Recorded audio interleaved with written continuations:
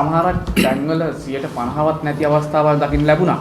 කොහොමද වෙන්නේ දැන් විපක්ෂයේ සහායය ලබා ගන්න හැකියාවක් වෙයිද ඔබතුමන්ලට? මොකද අපි පහුගිය කාලේ දැක්කා අපි තනිම තමයි කරන්න try කරන්න කියන කතාව. කොහොමද කොයි විදිහට වෙයිද විපක්ෂයේ සහාය අරගෙන හිටව ගන්න උත්සාහය දරනද කොහොමද? මෙහෙම දැන් සභාවක වැඩි බලය ලැබුණොත් කිසියම් පක්ෂයකට ඒ පක්ෂයට තමයි සභාව පිටුමේ සදාචාරමය බලය සහ ඒ බලය තියෙන්නේ. එතකොට ඔය දැන් ওই කතාව යන්නේ අර පෙරදිච්ච කට්ටිය තුල සභාව පිටනවා කියලානේ. දැන් ඇත්තකට සභාව පිටවන්න පෙරදිච්ච කට්ටිය තුල දිනපු අය. සභාව පිටවන්න දිනපු අය. පෙරදිච්ච අය නෙවෙයිනේ. ඒගොල්ලන්ගේ පරද්දලා තියෙන ජනතාව විසින්. ඒ නිසා අපි සභාව පිටවනවා.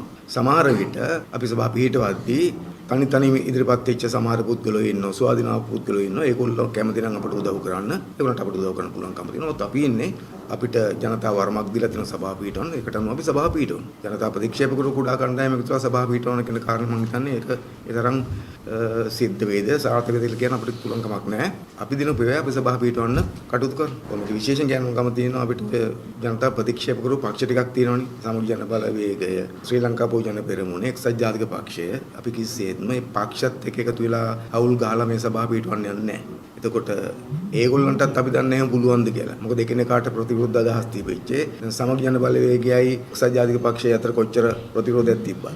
මේ ශ්‍රී ලංකා බොජන පෙරමුණයි ඒගොල්ලෝ අතර කොච්චර ගැටුමක් තිබ්බද? ඉතින් ඒගොල්ලෝ එකතු වෙලා සභාව පිටවන්න පුළුවන්ද අපිට තේරෙන්නේ නැහැ. ඒ නිසා කොහොමද අපි ඒ ජනතා ප්‍රතික්ෂේප කරමු මේක රට පාලනය කරපු පරාජිතපත් කරපු දේශපාලන පක්ෂ එක්ක එකතු වෙන්නේ නැහැ මොන හේතුවක් නිසාවත්. නමුත් සමහර තැන්වල අපි දන්නවා ඔය ස්වාධීන ඉල්ලපු බොහෝ අය ඉන්නවා. ඉතින් ඒ නිසා එවැනි අය අපේ පාලනට උදව් කරන්න කැමතින් ඉදිරිපත් වෙනවා නම් අපි කැමතියි ඒගොල්ලොත් එක්ක වැඩ කරන් යන්න.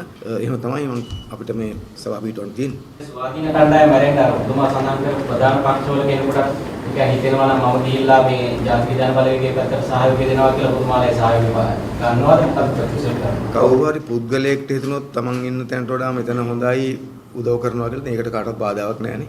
උදව් කරන්න පුළුවන් කෙනෙකුට. අපි කියන්නේ අපි අර පක්ෂත් එක්ක එකතු වෙලා සංධාන ගහලා සභාව පිටවන්න කිසිම අදහසක් නැහැ. මොකද අපිට එහෙම ඕනේ නැහැ. ඒගොල්ලෝ පෙරදිච්ච පක්ෂ, ජනතා ප්‍රතික්ෂේප කරපු පක්ෂ. අපි දිනලා ඉන්නේ.